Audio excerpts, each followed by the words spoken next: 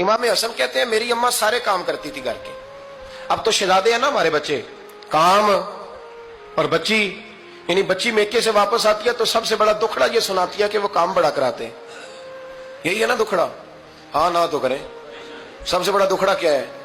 پتہ نہیں کیا کراتے ہوں گے, ہال نہیں چلوا لیتے کہیں, یا کچھ چکی نہیں پسوا لیتے, پتہ نہیں کون سا ایسا کام ہے. اور میں, آپ ناراض نہ ہو جانا, میں بھی بیٹی کا باپ ہوں, میں بھی بہنوں کا بھائی ہوں, میں بھی اس بات کو سمجھتا ہوں, لیکن ایک بات ذہن میں رکھنا کہ یہ بات نہیں ہے کوئی کرنے والی کہ سارے بچی کے ماں باپ جمع ہو کے پہنچ جاتے ہیں ہماری بچی جی کام بڑے کرتی ہے. مثلاً کیا کرتی ہے, کیا کرتی ہے وہ؟ آؤ میں بتاؤں میرے مصطفیٰ کی بیٹی کیا کرتی تھی. میں نے سینکڑوں دفعہ یہ بات کی اور میرا دل کرتا ہے روزانہ کروں, پھر کرتا ہوں. دنیا میں کوئی اتنا غریب ہے جس کی بیٹی اتنا کام کرے کہ ہاتھوں پہ چھالے پڑ جائیں؟ ہے کوئی اتنا غریب تو اٹھ کے بتائے کہ میری بیٹی سسرال میں اتنا کام کرتی ہے کہ چھالے پڑ جاتے ہیں. میں دکھاتا ہوں, میرے رسول کی شہزادی کو چھالے پڑ جاتے. کچا مکان, جناب فاطمہ جناب فضا کی لونڈی تھی, ان سے مٹی منگاتی اور گھر میں لیپا پوتی کرتی, پھر جھاڑو دیتی. امام حسن اور حسین کے درمیان پورے سال کا فرق نہیں, 11 مہینے کا فرق. دونوں بچوں کو سنبھالتی. جناب علی کی والدہ حضرت فاطمہ بنت اسد بوڑھی تھی. جناب فاطمہ وہ کھول کے نوکری کرتی کہ حضرت فاطمہ بول پڑتی, حضرت فاطمہ بنت اسد بول پڑتی. کہتی بیٹے فاطمہ میرا اتنا نہ خیال رکھا کر, تیرے اپنے بھی بچے ہیں. جناب فاطمہ فرماتی آپ صرف علی کی ماں تو نہیں نا, آپ میری بھی تو ماں ہے نا.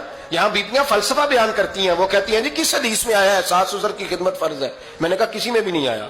ہم کیا کہہ رہے ہیں, کسی میں بھی نہیں آیا, لیکن یہ تو آیا ہے نا کہ شوہر راضی ہو تو اللہ راضی رہتا ہے.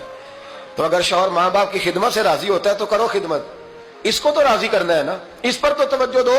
حضرت فاطمہ پھر چکی پیستی. چکی چکی یہ آسان جملہ نہیں کہہ جاتے, ہم سن لیتے ہیں. آپ چکی پیس کر, جو پیس کر اس کا آٹا بنانا, پھر بچوں کے لیے کھانا پکانا. پھر ایک دن کہنے لگے علی آپ کی آمدن تھوڑی ہے, خرچے زیادہ, چرخا نہیں لا دیتے. فاطمہ کیا کرو گی؟ فرمایا تھوڑا سا سود بنا لیا کروں گی, تم بیچ آیا کرنا. چلو میں تھوڑا ہاتھ بٹاؤں گی. یہ ساری ڈیوٹیاں کر کے حضرت حسن برواتے ہیں. پھر عزت والے رسول کی عزت والی بیٹی, پھر شانوں والے نبی کی شانوں والی بیٹی, پھر پاک محبوب کی پاک شہزادی, ساری ڈیوٹیاں کر کے رات کو مولا علی سے کہتی اگر آپ اجازت دیں تو اللہ کو راضی نہ کر لوں. حضرت علی فرماتے فاطمہ جیسے دل کرے. تو امام حسن کہتے ہیں پھر میری ماں مصلا بچھا لیتی, مصلا, اور پھر ساری رات وہ نماز پڑھتی, ساری رات.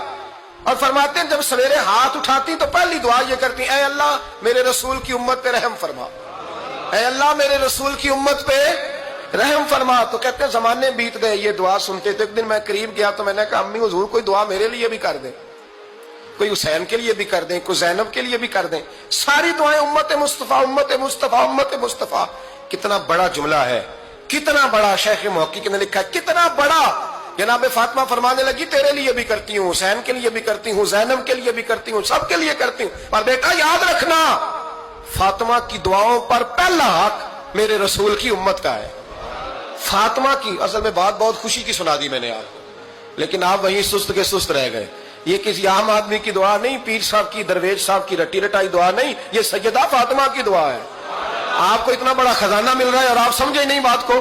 حضرت فاطمہ فرمانے لگی میری دعاؤں پر سب سے زیادہ حق میرے رسول کی امت کا ہے, تو میں یہ حق ہمیشہ ادا کرتی رہوں گی, میں انہیں دعائیں ہمیشہ دیتی رہوں گی.